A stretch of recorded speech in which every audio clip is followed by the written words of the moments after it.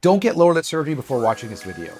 So if you ever wondered why some people look refreshed after eyelid surgery while others look hollow, pulled, or just unnatural, it all comes down to this. The under eye area is one of the first places to show aging, from hollowing to puffiness to fine wrinkles. And here's the truth. Eyelid surgery is never a one-size-fits-all. That's why I often combine lower lid blepharoplasty with other procedures such as Canthopexy, fat grafting, CO2 lasers, skin resurfacing, skin pinch, and even AlloDerm graft in some particular cases. So today I'm giving you a crash course on lower lid rejuvenation 101. By the end of this video, you'll understand exactly how these techniques work together to create a natural, younger looking result. Hi, I'm Dr. Christopher Zumalin, a board-certified oculoplastic surgeon and also the creator of the natural-looking blepharoplasty technique. Make sure you stay until the end because I'll explain how I decide which combination is right for each patient, and it might surprise you. And don't forget to subscribe if you want more expert insights on looking naturally refreshed. Lower lid blepharoplasty with fat repositioning is my foundation. It allows me to remove or reposition excess fat pockets, smooth out bulges, and also improve the skin texture. But here's the secret. If I only do a blepharoplasty with fat repositioning and I do not customize it to each patient, patients can still end up looking hollow, pulled, or unnatural. That's where these additional procedures may come in. They make the results natural, balanced, and long-lasting. First, let's talk about a canthopexy. Think of this as a support system for your lower eyelid. As we age, the ligaments around the outer corner of the eye weaken. If I don't evaluate them during surgery, the eyelid can potentially sag or change shape over time. And if I find that the lower lid is lax at the point that I need to improve that during the time of surgery, that's what I'll consider performing a canthopexy. I generally perform a canthopexy in those particular patients that have rounding to the eyelids during a time of blepharoplasty, and or if I'm removing some skin, I like to perform a canthopexy as it gently tightens and lifts the outer corner, keeping the eye shape still youthful and natural. So who's a candidate? Patients with eyelid laxity. I test this by gently pulling the lid away from the eye or pulling it down. 2, those with weaker eyelid support due to aging.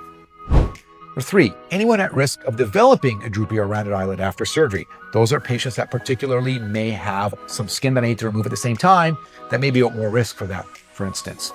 So even if it's a subtle, adding canthopexy ensures your eyes stay supported during the long run. Next is the AlloDerm graft.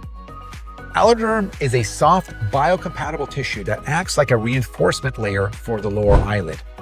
I don't use this for everybody, but I use it in those patients that have had prior surgery, that have high-risk anatomy, and essentially they need that structure and stability to essentially elevate the lid to a slightly better position. It's an incredible piece of tissue that I use in not only my reconstructive patients, my patients that have had prior surgery, or even those patients that are having a blepharoplasty for the first time, I may consider it. Again, it's not a common graft that I use, but it's some type of option that I have in those patients. So it helps to improve the lid position, so it prevents irregularities of the lid structure or the lid position. It prevents the lid from pulling down from over time, and I can often combine an AlloDerm graft with a canthopexy, for instance. So it's helping, the graft itself is helping to elevate the lid position in those patients that have true rounding, whether they're born with it or it's gotten worse with aging or it's gotten worse from a prior surgery. And the canthopexy can then help improve the corner of those ligaments that we mentioned that were also loose. So who's a candidate? Patients with very thin lower eyelid tissue and lax structures in the lateral part of their outer lid, those who have had previous surgery or scarring, high-risk anatomy where extra support is needed. It's like adding a safety net. Subtle, but it makes a huge difference in long-term results. Now let's talk about fat grafting. One of the biggest giveaways of aging is when the midface and the surrounding structure such as a cheek loses volume, leaving hollows, shadows, and tired-looking eyes. With fat grafting, I carefully transfer your own fat to restore this lost volume. It softens the lid cheek junction, blends the transition, and creates a natural, youthful contour. Who is a candidate?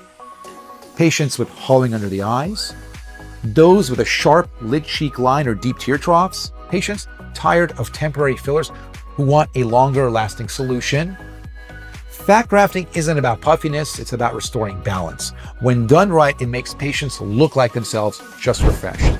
Fat grafting can be done by itself, or it can also be done in combination with a lower lid blepharoplasty and fat repositioning. The last technique is the skin pinch.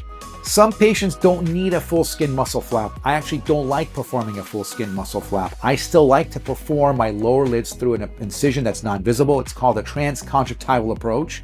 It's an incision made behind the eyelid. But in those particular cases where patients still have excess skin, I will then perform a skin pinch on the outer edge, just below the eyelashes. In those particular cases where there's excess skin, I'll do that skin pinch. It's a very conservative removal of just the thinnest skin under the lashes. It smooths wrinkles without changing the eyelid shape. Now, who's a candidate? Patients with mild to moderate excess skin, those with fine crepey lines under the eyes that a CO2 laser, for instance, or chemical peel may not be adequate enough.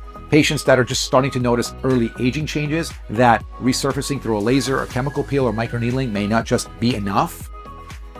Less is more here. The goal is to refine, not overdo. Why I combine these? The real secret isn't doing all these procedures on everyone.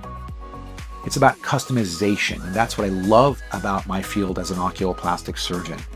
Some patients may only need a blepharoplasty with fat repositioning and a skin pinch.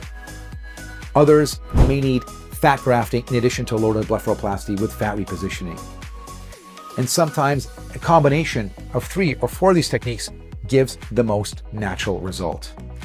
The artistry is knowing which combination restores balance. Skin, muscle, fat, and support, all working together in harmony. Who's a candidate for combination surgery?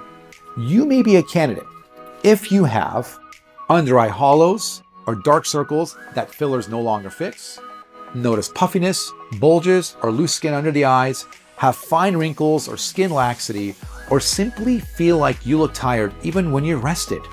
So every face is unique, and that's why no 2 surgeries should ever be the same. When performed thoughtfully, combining a lower lid blepharoplasty with fat repositioning, along with these other techniques I mentioned, such as fat grafting to the midface or cheeks, such as a skin pinch with or without a Canthopexy, even incorporating AlloDerm grafts. These all help create results that are natural, youthful, and long-lasting. So if you found this video helpful, subscribe for more insights into natural eye rejuvenation. And if you're considering surgery, schedule a consultation and/or a virtual assessment. I'd love to help you see what's possible for your eyes.